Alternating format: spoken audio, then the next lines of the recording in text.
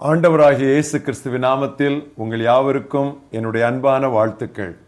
இந்த நாள் தியானத்தின் தலைப்பு அசையாது அழியாது, never obsolete, ever up to date. வாசிக்க வேண்டிய பகுதி பிலிப்பியர் 4ஆம் அத்தியாயம் முதல் 9 வசனங்கள்.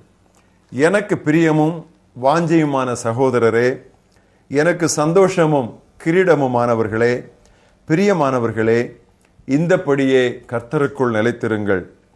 கர்த்தருக்குள் ஒரே சிந்தையாயிருக்க எயோதியாளுக்கும் சிந்திகையாளுக்கும் புத்தி சொல்லுகிறேன். அன்றியும் என் உத்தம கூட்டாளியே, அவர்களுக்கு உதவியாயிருக்கும்படி உன்னையும் வேண்டிக் கொள்கிறேன். அவர்கள் கிளமெந்தோடும் மற்ற என் உடன் வேலையாட்களோடும் கூட சுவிசேஷ விஷயத்தில் என்னோடே மிகவும் பிரயாசப்பட்டார்கள். அவர்களுடைய பெயர்கள் ஜீவ புத்தகத்தில் இருக்கின்றன. கர்த்தருக்குள் எப்பொழுதும் சந்தோஷமாயிருங்கள். சந்தோஷமாயிருங்கள் என்று மறுபடியும் சொல்லுகிறேன். உங்கள் சாந்த குணம் எல்லா மனிதருக்கும் தெரிந்திருப்பதாக. கர்த்தர் சமீபமாயிருக்கிறார். நீங்கள் ஒன்றுக்கும் கவலைப்படாமல் எல்லாவற்றையும் குறித்து உங்கள் விண்ணப்பங்களை ஸ்தோத்திரத்தோடே கூடிய ஜெபத்தினாலும் வேண்டுதலினாலும் தேவனுக்கு தெரியப்படுத்துங்கள். அப்பொழுது எல்லா புத்திக்கும் மேலான தெய்வ சமாதானம் உங்கள் இருதயங்களையும் உங்கள் சிந்தைகளையும் கிறிஸ்து இயேசுவுக்குள்ளாக காத்துக்கொள்ளும்.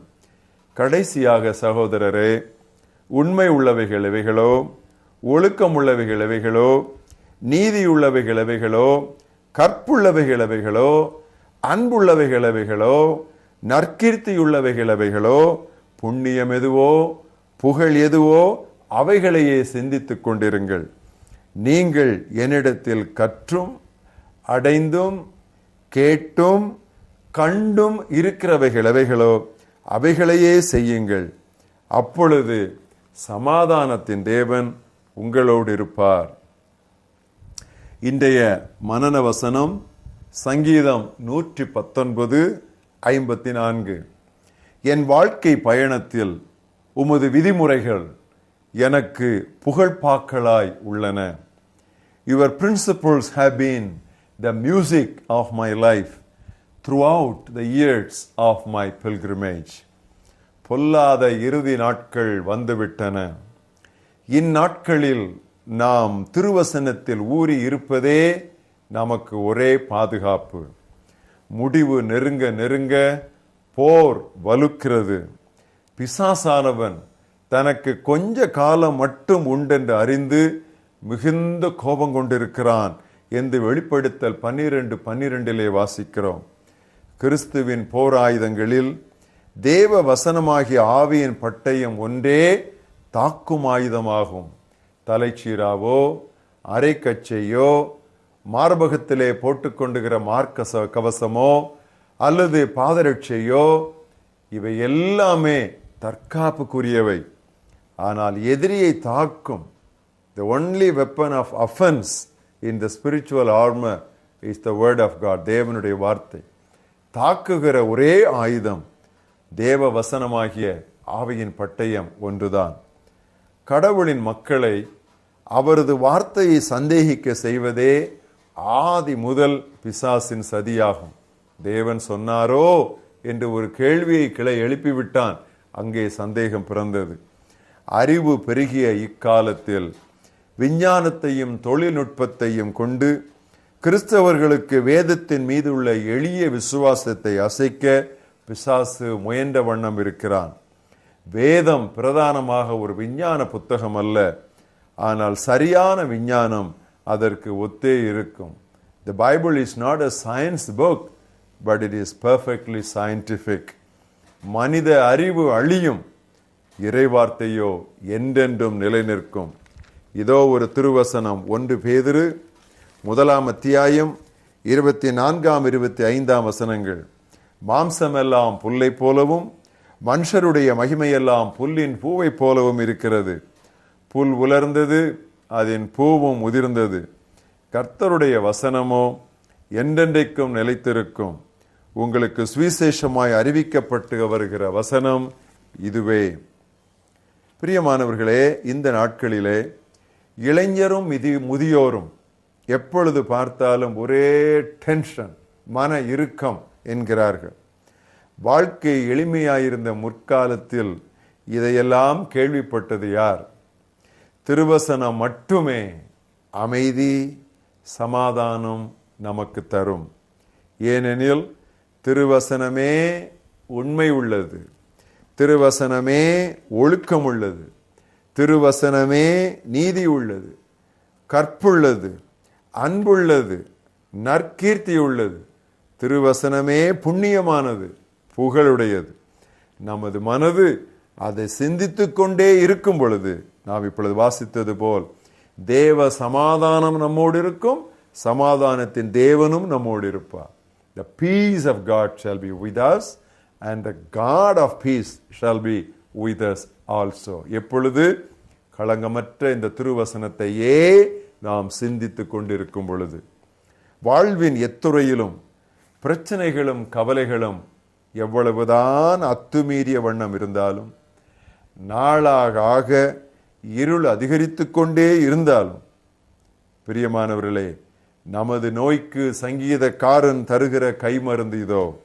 119 சங்கீதம் 92 உமது வேதம் எனது மனமகிழ்ச்சியாய் இராதிருந்தால் என் துக்கத்திலே நான் அழிந்து போயிருப்பேன். அப்படியே 54 நான் பரதேசியாய் தங்கும் வீட்டிலே உமது பிரமாணங்கள் என்னுடைய சங்கீதங்களாயின, கீதங்களாயின.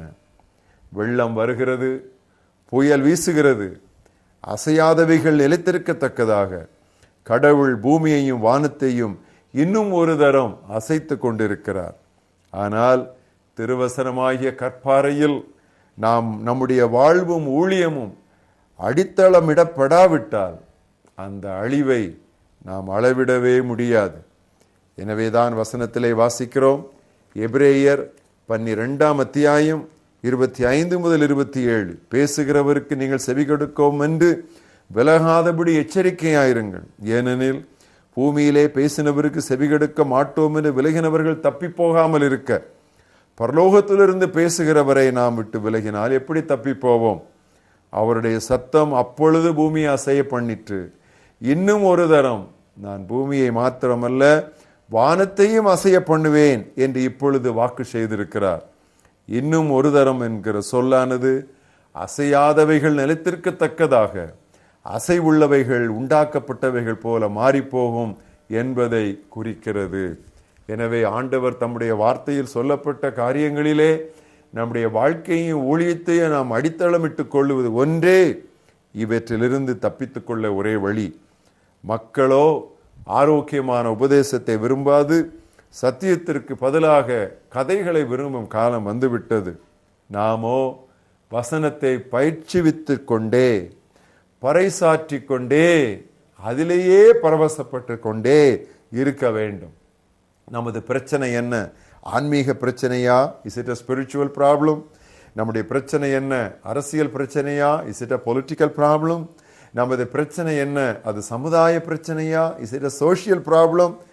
எத்துறை பிரச்சனை என்றாலும் அதற்கு பதில், போதுமான பதில், முடிவான பதில் திருமறையில் உண்டு.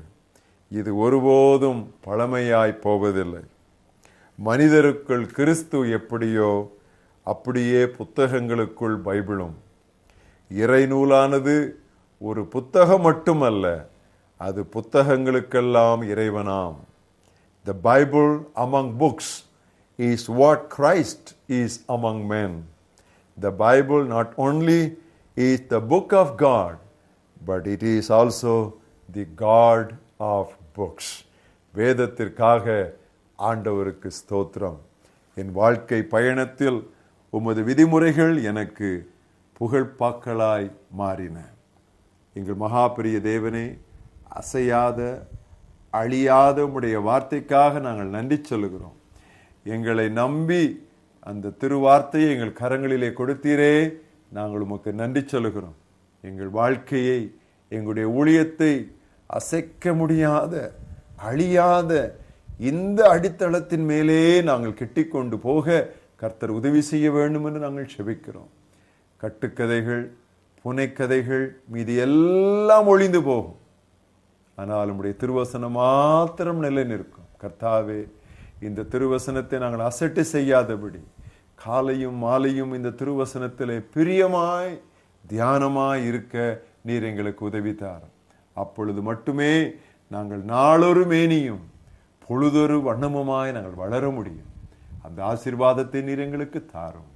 இயேசு கிறிஸ்துவின் நாமத்தில் ஜெபம் கேளும் எங்கள் ஜீவனுள்ள பிதாவே, ஆமென்.